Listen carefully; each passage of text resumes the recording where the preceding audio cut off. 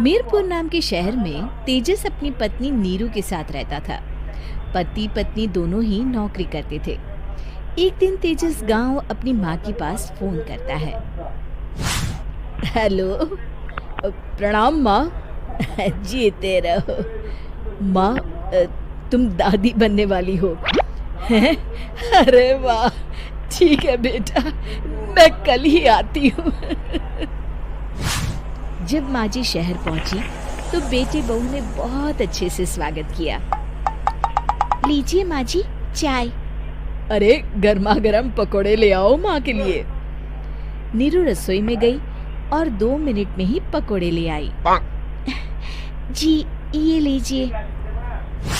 बहू जादू से बनाए हैं क्या? अभी तो रसोई में गई थी। यम्मी। माँ जी, शीला रसोई में पकोड़े तल रही है, मैं बस लेकर आई। हे भगवान, मेरा धर्म भ्रष्ट कर दिया तूने। अब तो गंगा जल से शुद्धिकरण करना होगा।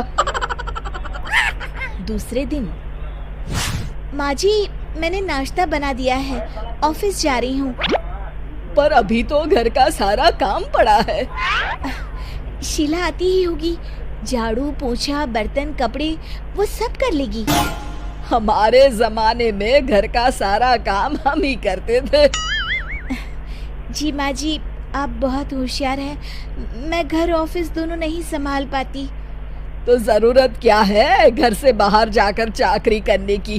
वैसे भी घर का काम खुद करने से घर में बरकत आती है, समझी?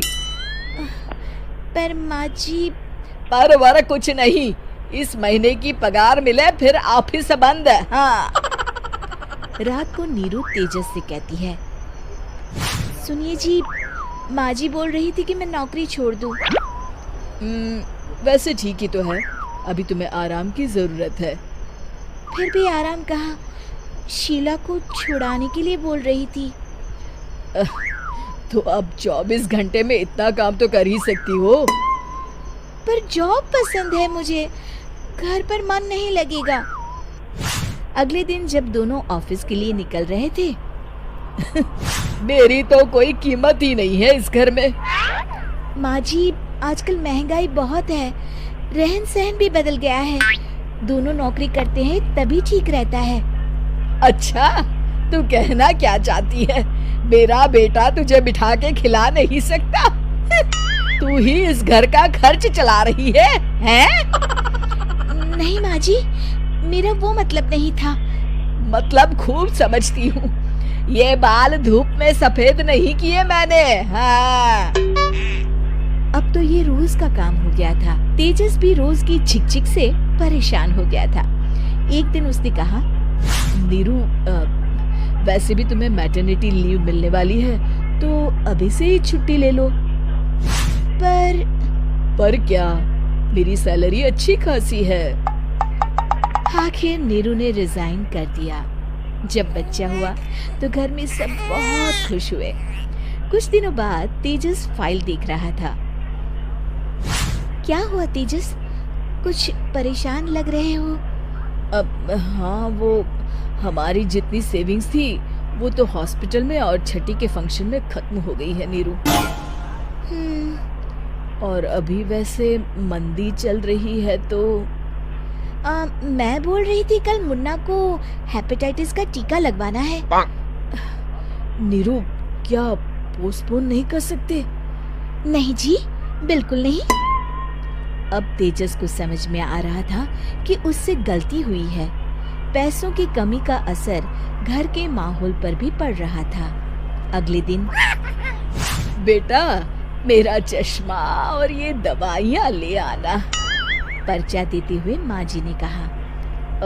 जी। तेजस, मुन्ना के लिए दूध का डिब्बा और डायपर भी ले आना, और ये किराने के सामान की लिस्ट है, इसे भी लाना है। तेजस गुस्से में लिस्ट मरोड़कर फेंकता है और चिल्लाता है, पैसे क्या पेड़ पर उगते हैं? ये ले आना, वो ले आना। अरे पर ये जरूरत का सामान ही है। वो गुस्से में बिना कुछ कहे ऑफिस चला गया।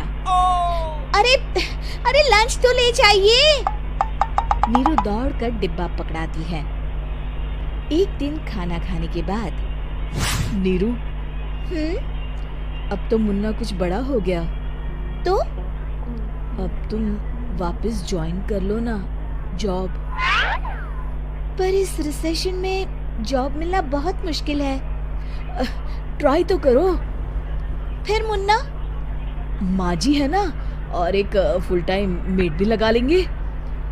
पर माँ जी, उन्हें तो पसंद नहीं।